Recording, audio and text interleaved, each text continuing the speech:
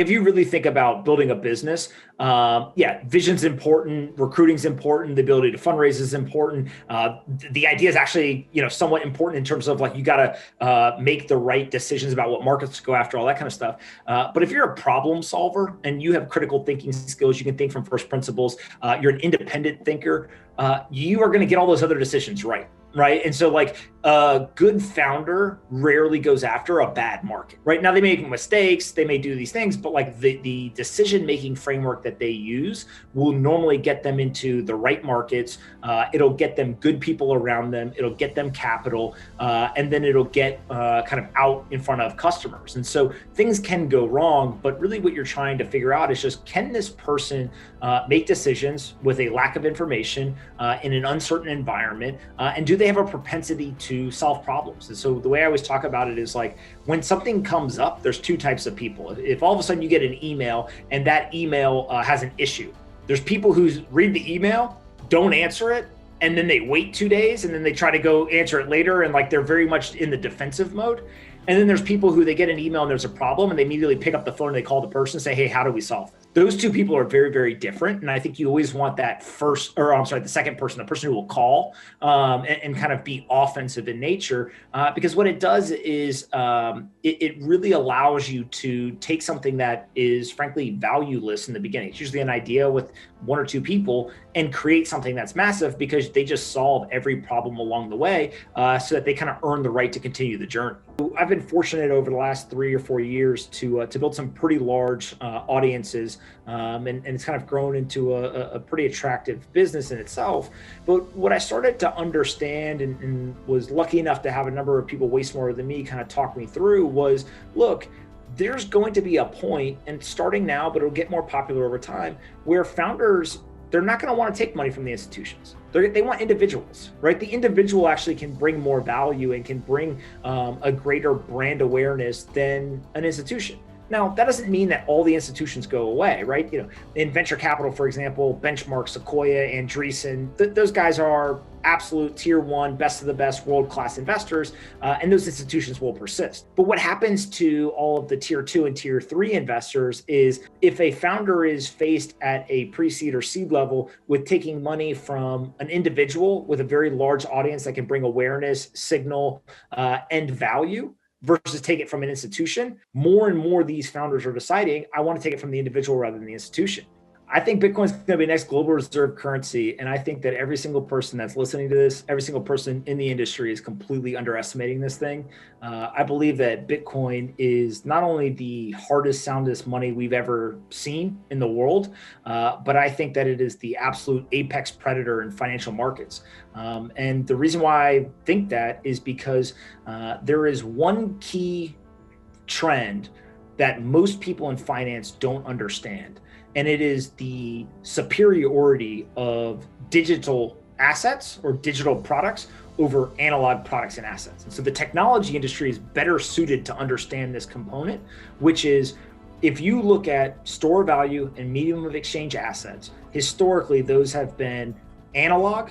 And then they basically became these electronic QSIP assets, which was just a kind of slight improvement on the analog version. So there was still middlemen, there was still a lot of bureaucracy, there was a lot of kind of human interaction, right? When you send a wire, in many cases, there's humans involved in that process. So it's not a truly digital process. The digital product is not only superior to the analog or electronic products, but it is also never, I literally cannot think of a single example where a digital asset is smaller than the analog equivalent.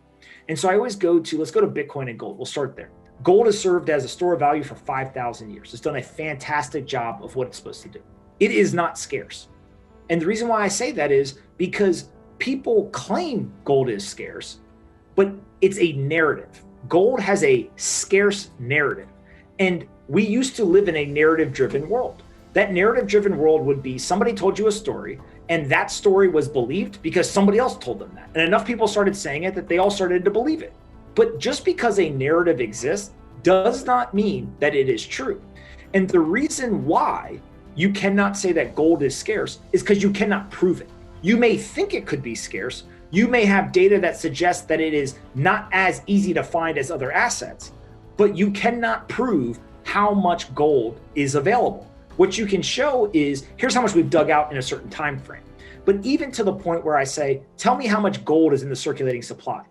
Nobody can prove it. People can guess, they can get close, but nobody can prove it. And so that narrative-driven world we used to live in got disrupted by the internet. The internet said we are going to drastically increase your access to information, and we are going to switch from a narrative-driven world to a provable world.